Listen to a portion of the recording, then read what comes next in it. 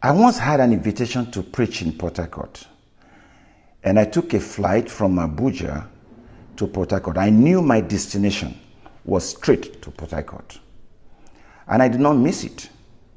You see, the other time again, I took a flight to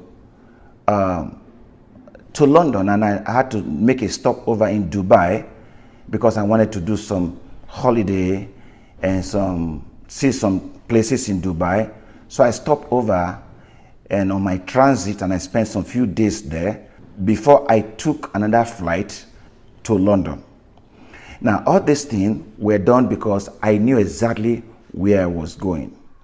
I want to ask you a question. Do you know exactly where you are going? I see people today who have no focus. They just wake up, eat, go to their business place, come back, and that is all. They don't have the focus. They just see life the way they want it to be. The question I want to ask you, do you have plan for the future? Have you ever thought what you will be and how you will be in the next 2 years or by this time next year? Do you have a goal? Do you have a vision? See, you are not created for nothing's sake. You have a mission. You have a purpose why you are created, and you shouldn't mess it up.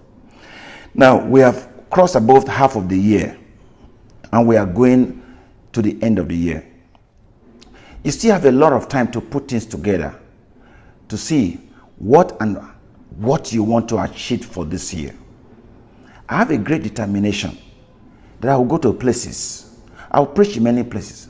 I have a great determination that things will work well the way I want it to work, not the way my enemy wants it to work. And I'm pursuing the goal. I'm pursuing the aim.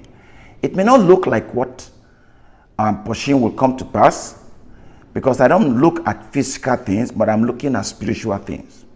When I was young, there was a time I had no place to sleep. There was a time I have no food, but I keep looking at that the situation will not be like that forever. I pursue. It doesn't look as if I will marry because I have nobody to help me in sponsoring my marriage, but eventually I married, I own house, and everything was okay. Now, I want to let you know this. If you are discouraged, no one is to be wholly responsible for your discouragement.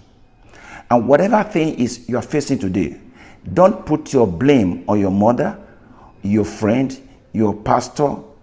You are to be held responsible. And I want to let you know this, that you better arrange your mind, because the Bible says, as a man thinketh, the way you think. If you don't think positively, you will not be able to pursue anything or any aim in life.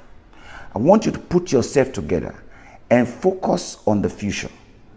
Gideon was to face thousands and thousands of military men from youth, and God told him, reduce the people, and he reduced the people. And God told him again, look, go to the seaside, and those who drank water with their hands in their mouth, take them for the war. And eventually only 300 people were chosen to go and fight nations war.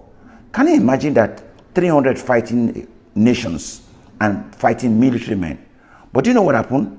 He went and fought the battle. Under God's instruction, he has victory.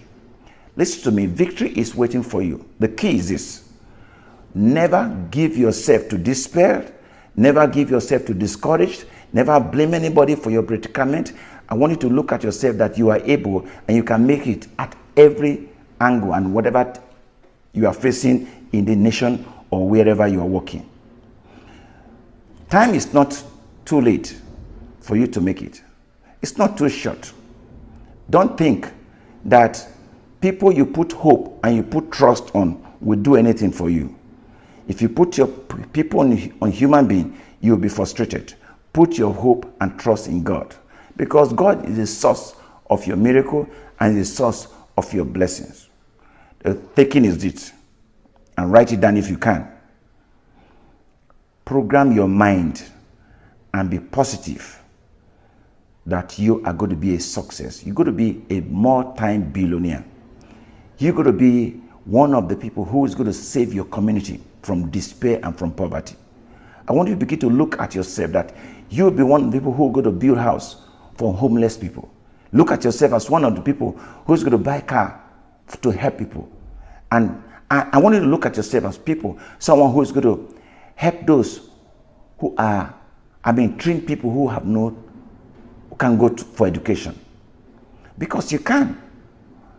And God is going to help you, give you the enablement to do it. All you needed is to do is to believe in God, trust in God, and have faith in God. Not because you are qualified, not because you are the most powerful person on the earth, but because the grace of God will speak for you. Do you know that everything works well and positive for those who trust in God and believe that it's going to be possible?